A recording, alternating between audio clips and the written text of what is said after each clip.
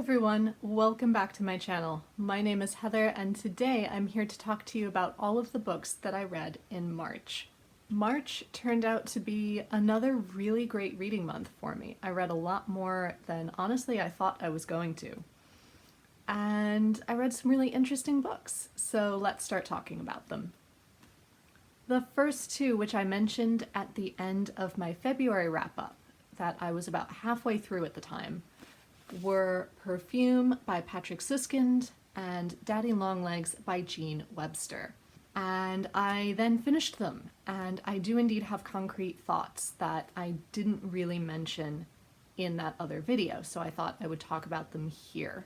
Firstly, in terms of Perfume, it was a fascinating book, and I am disgusted with myself for liking it.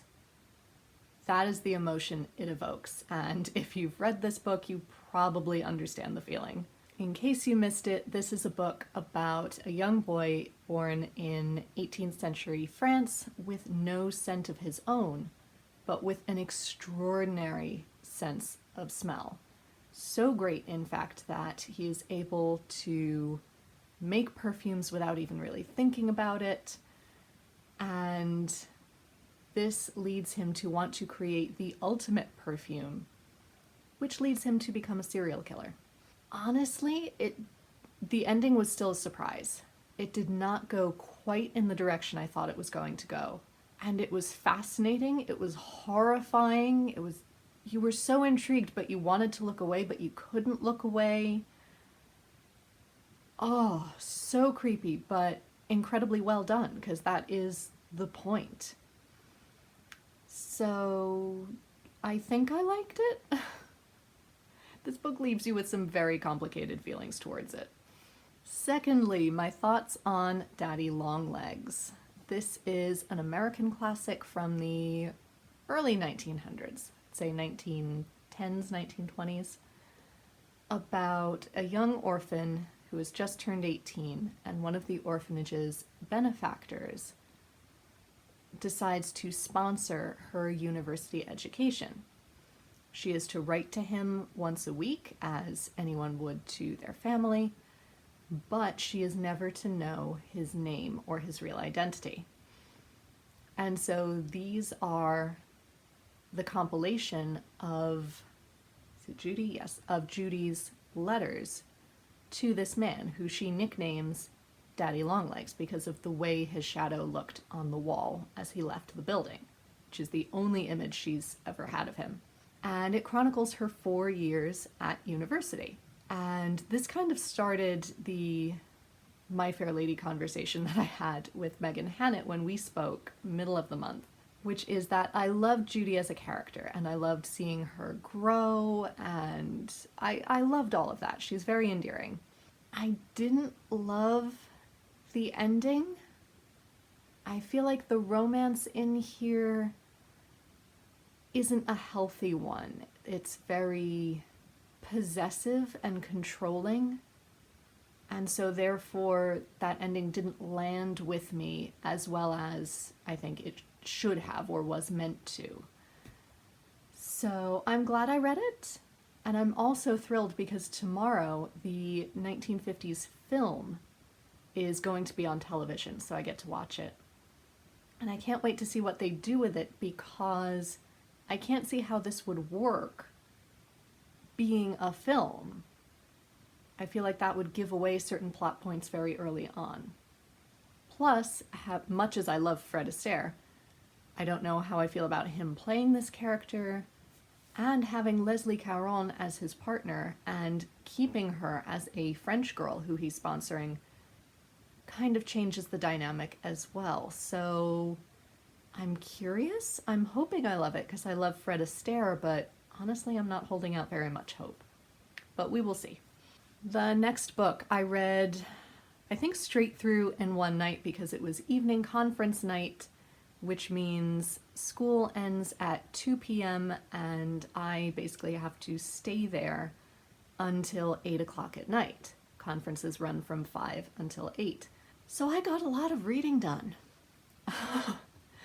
And because of that, I read Miss Lattimore's Letter straight through, and that's by Suzanne Allen or Elaine. I still haven't figured out how to pronounce her last name.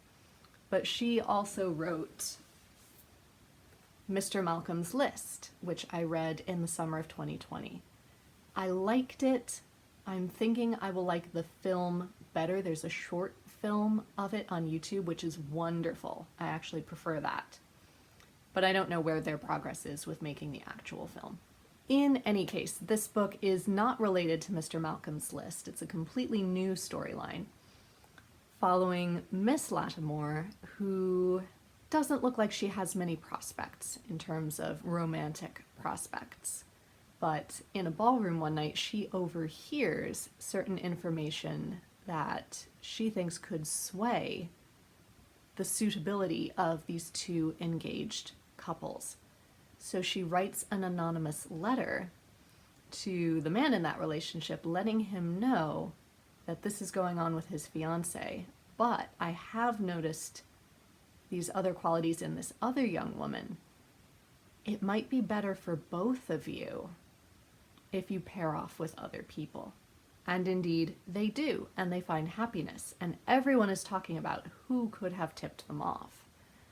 Eventually it gets out that it was Miss Lattimore, and soon she is being overwhelmed with requests for advice, and she's not entirely sure that she's the best person to be giving it, because she only happened to overhear this one conversation. She's not an infinite font of wisdom. And so various complications ensue, including her own potential romance. It was really fun and really sweet, and it got me through a really hard night. I'm honestly forgetting bits of the plot already, which is not a good sign. So overall, I would say this was a 3 or a 4-star read. I enjoyed it, it was lovely, but overall not incredibly memorable. But a wonderful bit of froth, which we all need in our lives. Speaking of frothy romance, I then picked up A Rogue of One's Own by Evie Dunmore, which is the second in her League of Extraordinary Women series. I really enjoyed Bringing Down the Duke. I think I may have enjoyed this one even more because it really delved psychologically into each of the characters, namely Lucy and Tristan. Lucy and Tristan have known each other since they were children, but there have been so many misunderstandings between the two that Lucy has grown up absolutely hating Tristan, thinking that he was an awful person, but he has always carried a torch for her. And of course it follows their romance and eventual happy ending, but how they get there is of course the surprise. And I really enjoyed this. I wasn't sure about Lucy's character from the first book.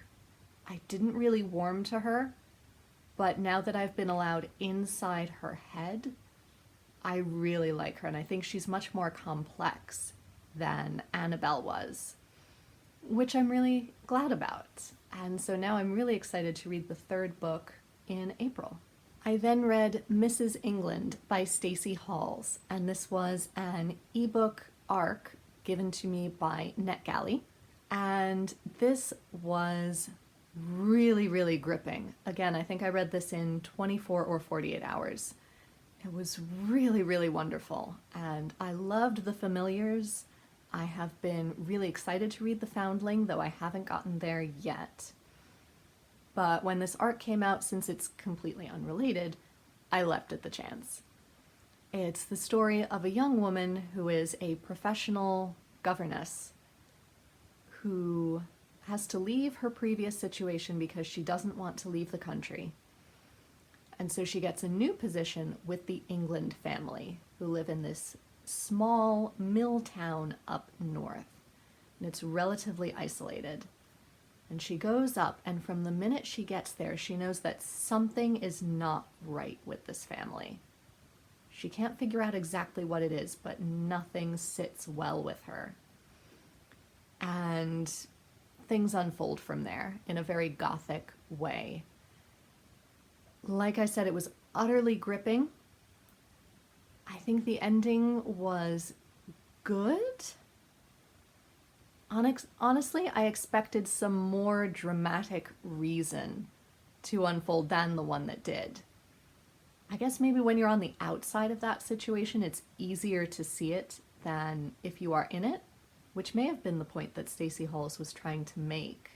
But either way, it was very enjoyable nonetheless, and I highly recommend it. I also read The Inspector General by Nikolai Gogol. This is a classic play from the 1830s or so that I have been wanting to read since I was 5 years old, and I saw it on Wishbone. And having been inspired by Olive's Wishbone series on her channel, A Book Olive, I decided to finally pick it up. And plus, the book finally arrived. It had been lost in shipping for months. This is a play about a small town in 1830s Russia that is extremely corrupt. And corrupt and or lazy. They're not doing things the way they're supposed to be doing them. However, because the postmaster has been reading everyone's mail, he discovers that an inspector general is being sent to inspect their town. And of course, panic ensues, and they decide, well, we will just flatter and bribe this man so much that of course he will give us a good report and he won't notice any of the things that we've been doing. However, when they get to the hotel where this stranger has turned up with his servant, it turns out that that stranger is just an ordinary young man who's loafing about, trying to live the high life on not a lot of money, with his very surly servant. And this young man is therefore mistaken for the Inspector General, and taken out and wined and dined, and he decides to take advantage of this situation himself, and comedy ensues. I have to say, I think it would have been much funnier if I actually saw it, as with all plays. And in addition, I think the Wishbone version might have been funnier. It cut some of those scenes a little bit shorter, which honestly they kind of needed. But it was still a lovely nostalgia trip, and I'm very glad that I read it. I have this book in a large bind-up of Gogol works, so the rest of the book will be going back on my TBR until I have read some of his other short works. I then also read Daughters of Night by Laura Shepard Robinson, which is kind of a sequel to her book Blood and Sugar, which came out in early 2020, I believe. At least that's when I read it.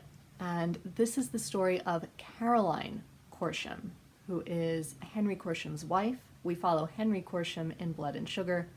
This focuses on Caro. And Caro is out at a large party, which may or may not be at Vauxhall Pleasure Gardens.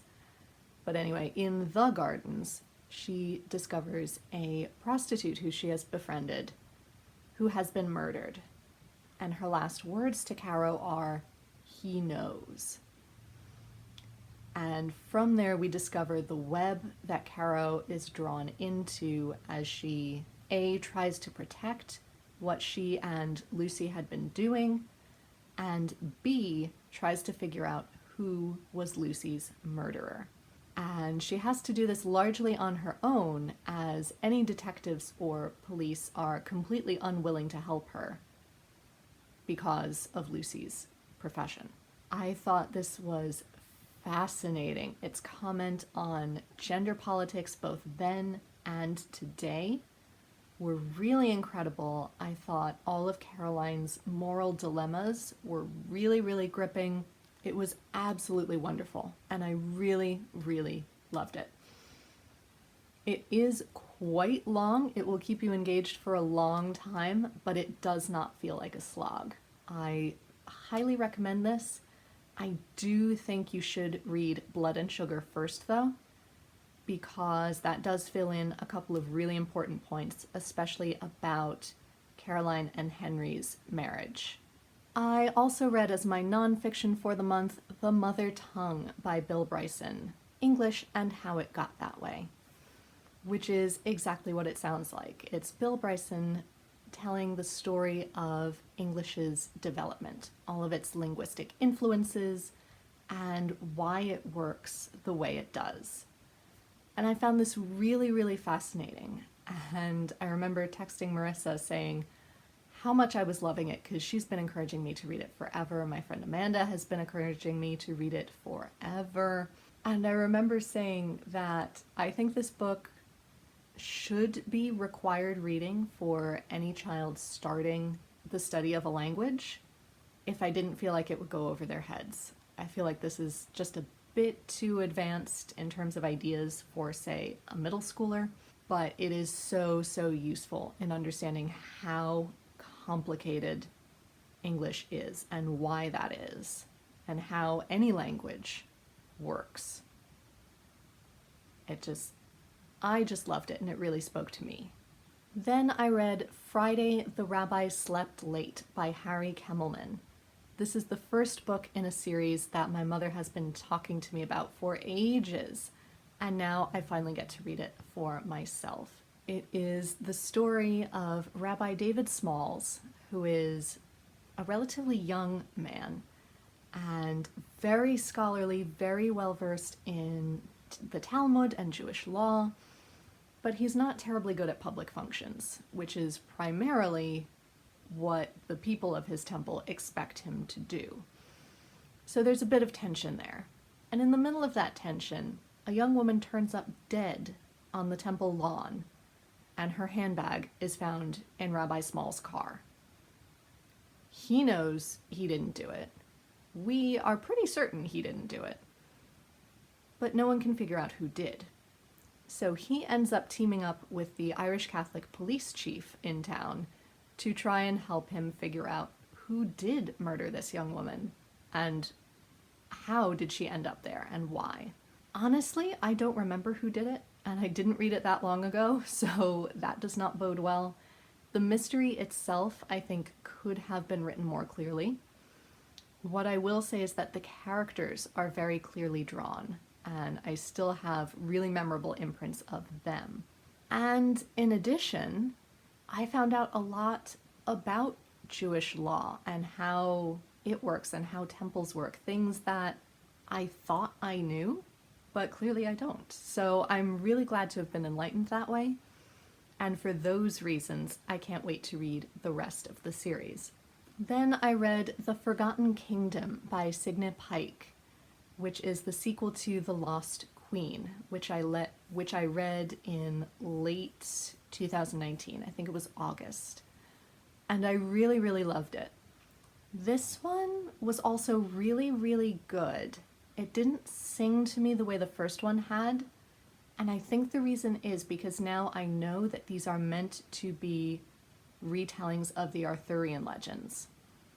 And that's where I think it falls down. I think because it doesn't match exactly with the Arthurian legends that I've been told so far, I had a harder time investing in the series and really believing it. Whereas with the first one, I didn't know that. I was reading it as though it was any random Celtic fantasy book, and I think that really helped, and I was able to just open myself up to whoever these characters were and love them for that. Whereas here I was trying to mesh Pike's version of them with the versions that I already know, and they don't really match. So I can't tell you about the plot, obviously, because the last one does end on a cliffhanger. So go read the first one if you haven't yet, and then we can discuss this. I also got back into audiobooks this month, and I listened to another of the Rumpole audiobooks from BBC Drama on Audible. And this one was Rumpole, The Primrose Path, and Other Stories. Here, Rumpole has aged up again and is now being played by Sir Timothy West, but he is still fighting the good fight in criminal defense. And if you're not familiar with Rumpole, he is a very sarcastic lawyer for the Old Bailey in London and fights many battles, either in defense of various criminals or at home with his wife Hilda, whom he refers to as she who must be obeyed. They're very sweet. Well, at least these are very sweet. The earlier adaptations I didn't find so sweet. These are much better, I think, because I think they're much more closely based on the original books, which I believe were all written when Rumpole was an older man. I think the BBC took some liberties with his romantic life earlier on in the audiobooks for dramatic purposes, and I didn't really like that. But here those seem to have ended, and we can accept the characters as John Mortimer meant them to be, which I think works a lot better. I also went into the city this past weekend on the 26th to see an opera, which was really, really wonderful. And thus, on the train there and back, I read The Muse by Jessie Burton. I remember liking The Miniaturist, but it didn't really sing to me, so I was intrigued to find out about this one. This is about a young woman who has just moved from Port of Spain in Tobago to London in, I think, 1967, thereabouts. And part of it feels very much like Small Island by Andrea Levy, because she goes to London with the idea that has been drilled into her throughout school that England is the motherland, we are all English and it will protect you and take care of you, and she gets there and realizes that that is not the case. She is not entirely welcome, she's met with a lot of racism, and she's really struggling with that for obvious reasons. At the same time, she meets a young man who she may or may not be dating, but his mother has left him this painting, and his mother always had this painting in her bedroom, and she happens to work for a gallery. So she gets it in to be appraised, and it has a rather startling effect on her boss, but her boss refuses to tell her why. So one half of the story is our modern day characters trying to figure out where this painting came from. But we then flash back to the 1930s in southern Spain to find out about the painting's true origins, and slowly but surely these two stories come together. I thought this one was really beautifully done. I feel like the ending could have been a little bit tighter, but apart from that, I really, really loved it. It was gripping from beginning to end. It was beautifully written. I really enjoyed it. And finally, I technically finished this on April 1st, but I'm filming the wrap-up today, so I'll talk about it now. And that is Once Upon a River by Diane Setterfield. I read Bellman and Black in September of 2020, and I really loved it. I read The 13th Tale when I was in high school, but I don't really remember it. So that is on my TBR to reread at some point. But I felt like this book would be a really good March read, because March is always a really strange feeling month to me. And I think that really held up. It is a very strange book. It's very magically real, and it's about this small town on the Thames in, I think, Victorian England. And this town is famous for telling stories, especially this one pub. You sit around and you tell stories. Until one night, this man walks into the pub, very badly beaten up, holding a girl who is clearly dead, who then comes back to life. And many different people start to lay claim to her, and all of their stories are then joined and begin to twist. And I can see why people think this is utterly brilliant, because it does flow much like a river does. There will be little tributaries that go out for a while, and then they'll rejoin the main storyline. It's twisting and turning everywhere, but there is a common thread that holds it all together, which I think is a truly brilliant move. Towards the end, I was really able to warm to these characters and really care about them and really get invested. Towards the beginning, I felt very detached, and it was hard to keep track of who was who and where all of these different plot points were heading. So overall, I would say it was a 4-star. I'm really glad I read it, and I think Diane Setterfield is a wonderful writer. But I don't know, magical realism kind of works for me, but I don't absolutely love it. So yeah, it was a good read. It was a good read. Go read it for yourself. See what you think. So there we have it. Those are all of the books that I read this past month. Let me know down below what you thought of any of these books, if you have read them, or if you have further questions about them, or if you read a book this month that you have to tell me about, you think that I would really, really love. Until next time, be safe, be well, and happy reading. Bye everyone.